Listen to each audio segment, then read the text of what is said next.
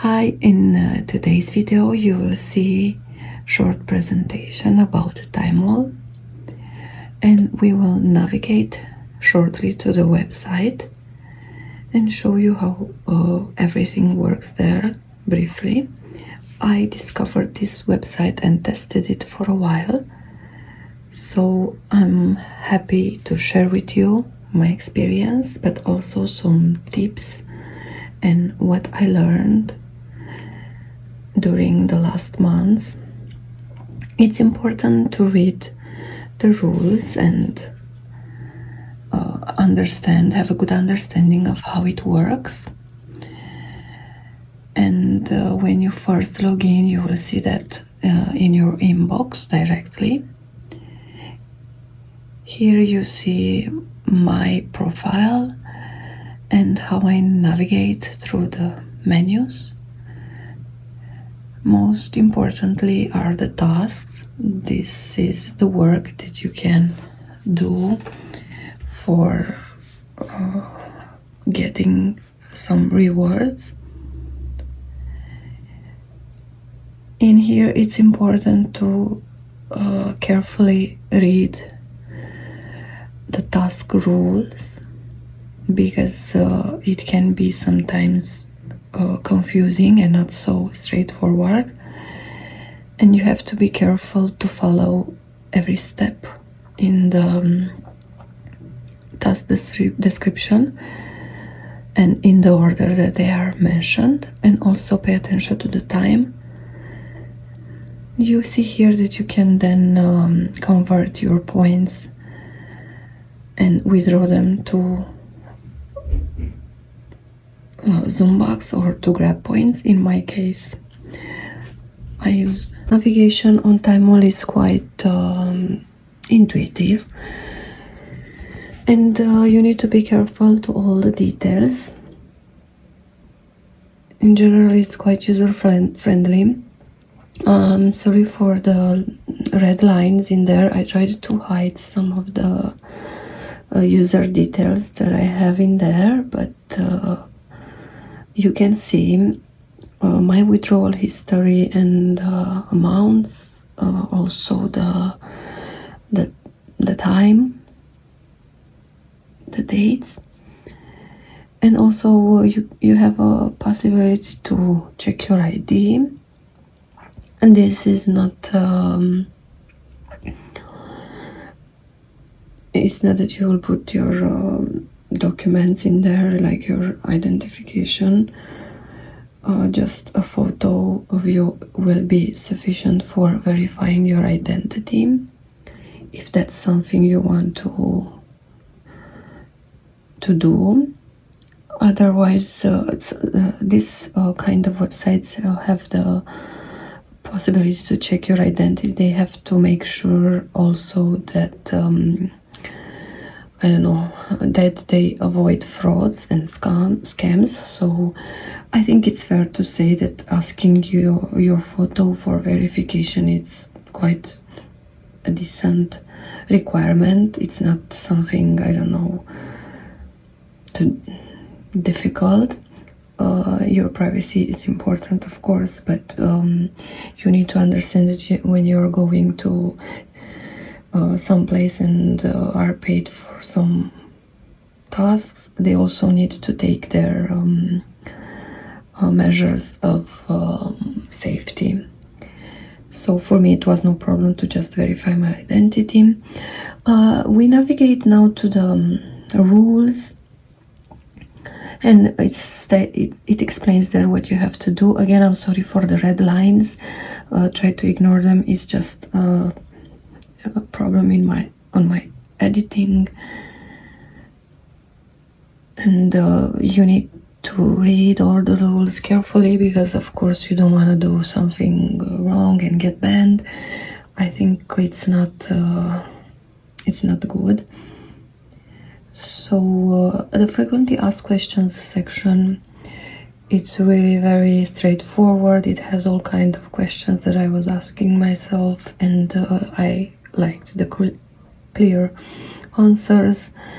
I read what was important for me here, and you have even possibility to give a rating at the end of each question. Why not? Because if they are helpful, and I think the people that are working on the back end or in the background that are working on the TimeWall website are doing a good job, and why not just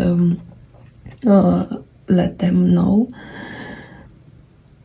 Of course, the rules are quite intuitive, decent, and common sense.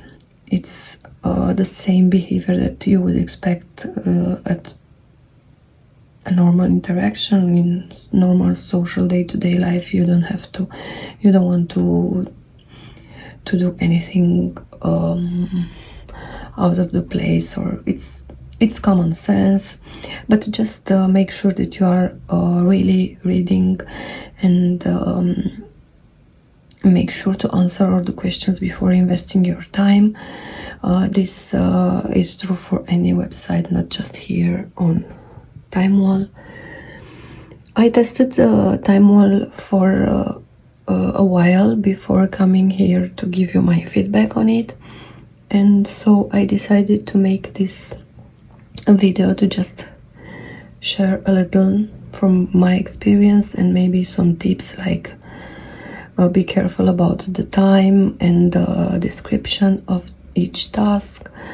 In my next episode, that's going to be a short, where I will show you the proof of payment in my PayPal account, so that you can check yourself if this website is on your list. I totally recommend it. It's a good place.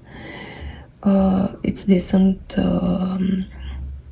website, and the community behind it is great, so you can give it a try, and you will see if it's worth your time and effort.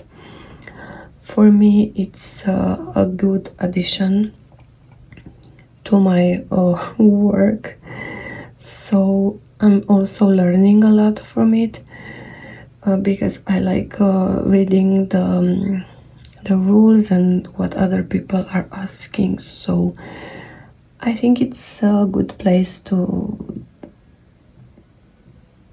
be if you have a little free time at the end of each day, like a few minutes to spare. Why not? I also took the time to give feedback to the most important questions, like for example how to do surveys and tasks, and what about the clicks. I like how they explain everything, and they give in your inbox all the information. Overall, it's a good website, and I enjoy the time spent here. I'm also doing a few tasks now and then. It's very important to note how the conversion of the points works. So you know that 1,000 points equals 50 points. So what you can actually withdraw has to be divided by these numbers. Like for each 1,000 points, you get 50. In my case, if I had 12,000 points, I could withdraw 608. For 12,160, the usable points, or how to call them, were 608, which it's quite good, to be honest. I tested a lot of online websites like surveys and all these kind of places, even faucets. I have a lot of experience, and I'm going to share it here on the channel in my next videos, to help also other people, because for me it was quite difficult to understand how they actually work, and I wanted to test as much as possible to be able to decide if it's worth my time and effort. So in my next episodes you will see other places like this. But for now, just about TimeWall, I think it's sufficient. And if you have any questions about TimeWall, make sure to write them below. I'll do my best to answer. And see you next time. Take care.